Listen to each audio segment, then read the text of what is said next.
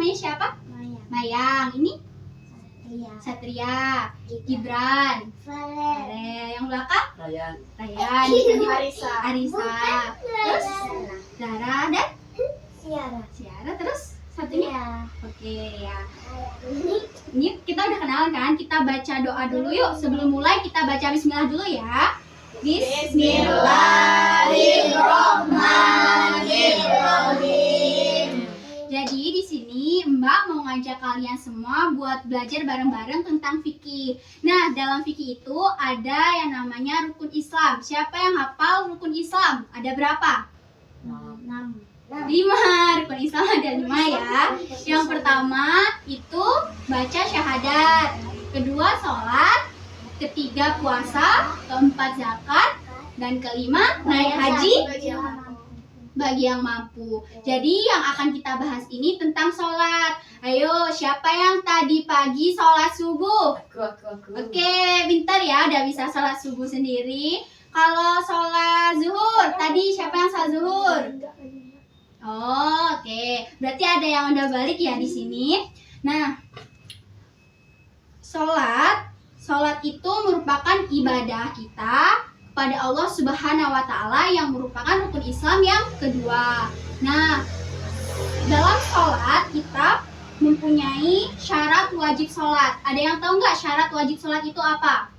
Yang pertama itu agamanya Islam, terus balik dan punya atau berakal. Jadi orang yang tidak berakal itu tidak wajib sholat. Dan yang anak-anak yang belum balik itu juga belum wajib sholat. Dan kalau agamanya bukan Islam, maka ia juga tidak wajib sholat.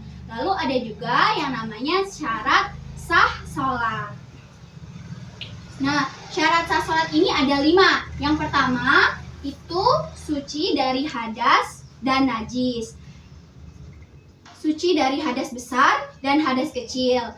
Hadas itu merupakan misalnya kencing, buang air besar, itu merupakan hadas kecil. Dan hadas besar itu bagi wanita yang sudah balik itu ada yang namanya haid, nifas dan sebagainya. Kemudian yang kedua itu suci pakaiannya, tempatnya dan badan kita dari najis. Misalnya kalau kita sedang sholat, terus kita sholatnya di tempat yang kotor, maka sholatnya sah atau tidak? Tidak. Kalau baju kita kotor, misalkan kena tai kucing, sah tidak? Tidak. Berarti pakaiannya harus bersih, badannya harus bersih dari najis, dan tempat kita juga harus bersih dari najis. Kemudian yang ketiga itu menutup aurat. Jadi harus ditutup auratnya. Kalau aurat laki-laki itu dari pusar sampai lutut. Kalau aurat perempuan itu seluruh tubuh kecuali muka dan kedua telapak tangan. Jadi semuanya harus tutup kecuali yang di luar aurat.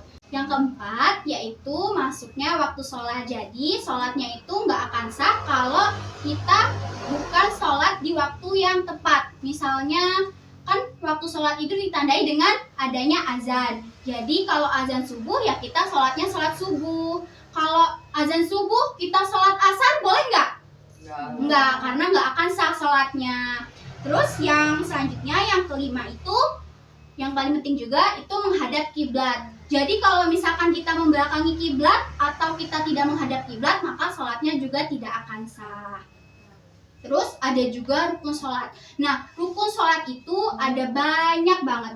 Supaya kita lebih senang belajarnya, kita tonton video ini sama-sama ya.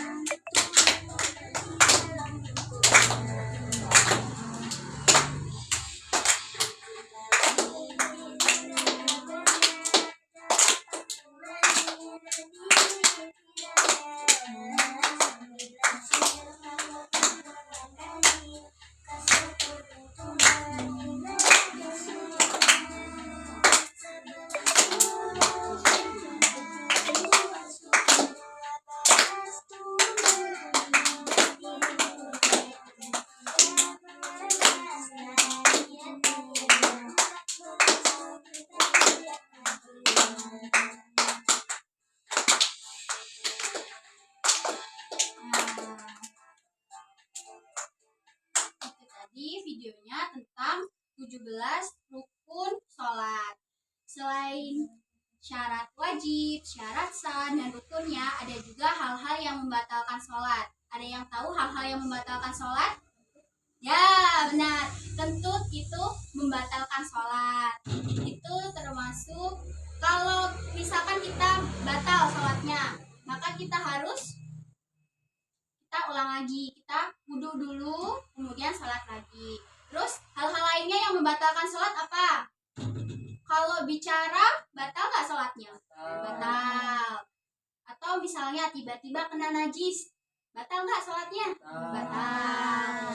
Jadi ya banyak banget yang bisa batalin sholat, termasuk misalnya ketawa terlalu terbahak-bahak itu juga bisa batalin sholatnya. Jadi itu dia yang dapat Mbak sampaikan pada hari ini tentang apa tadi? Tentang sholat. Sholat merupakan rukun Islam yang keberapa? Dua. Nah sekarang boleh nih dari kalian, ada nggak yang mau tanya? Satu aja tanya. Tanya apa gitu? Misalkan ini batalin sholat atau enggak Mbak?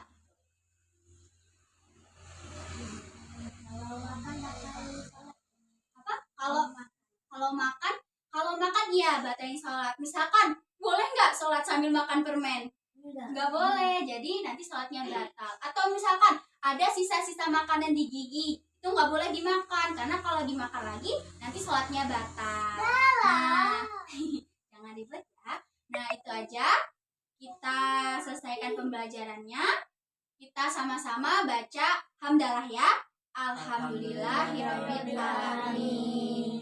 Minta maaf kalau ada salah kata. Terima kasih untuk hari ini. Mbak Hiri, wassalamualaikum warahmatullahi wabarakatuh. Waalaikumsalam warahmatullahi wabarakatuh.